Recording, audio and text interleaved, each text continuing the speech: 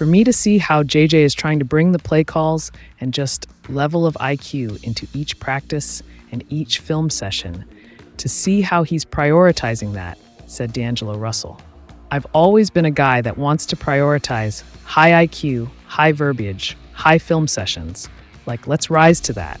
And he's obviously doing that. It's something to look forward to. In fact, Russell was on the golf course in the afternoon after a training camp practice and found himself thinking about one of Redick's after-timeout plays, called an ATO in NBA parlance.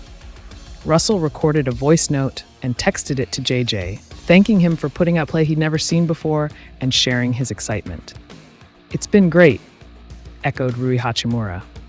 "I think the good thing about it is he was just in the league, so he knows exactly what is happening in this league right now. So he can teach and coach us from the player standpoint. It's easier for us to understand. It just makes sense. Whatever he says just makes sense. It's good." Where Redick is separating himself already is his ability to understand the game at the highest level and break that down in a digestible way that allows his players to best interpret the message. Practice is the best place for that sprinkle. He's just on it, Hachimura continued. He was just a player, so he knows exactly how we do in NBA practices. I haven't really practiced like that since I got in the league. We've been competing. We like the flow, and we get in up and down the court. Redick has discussed a few key concepts on the defensive end, like how the team needs to increase its level of physicality relative to last season, or how important it will be for the team to improve its transition defense, and how they simply need to be better at contesting shots.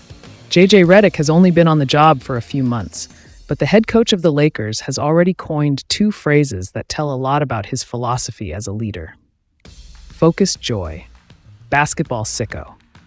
It was during the season opening press conference that Redick introduced focused joy, which is a balance between organized, well-prepared ideas about what the team needs to accomplish and the type of positive energy that makes everybody excited to be in the building.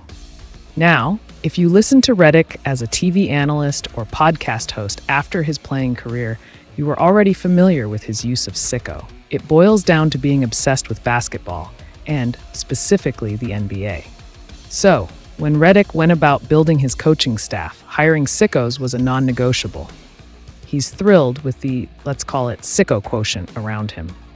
In the 2 preseason games in Palm Springs over the weekend, Redick had one half with his starting lineup and expected rotation for the regular season, which he deployed against Phoenix in the first half on Sunday. His team looked terrific, outscoring the Suns 69-57 despite hitting only 5 of 18 threes, thanks to a 44-14 domination of the paint led by Anthony Davis and LeBron James. LA's 2 stars also scored a combined 36 points on 15 of 24 shooting before sitting for a second half. The Suns' reserves ultimately won narrowly. Redick's players are noticing how his basketball obsession and attention to detail are being revealed.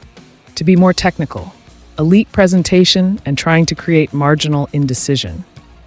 That could be in a shift, that could be with low man help, that could be with the big up to touch and drop.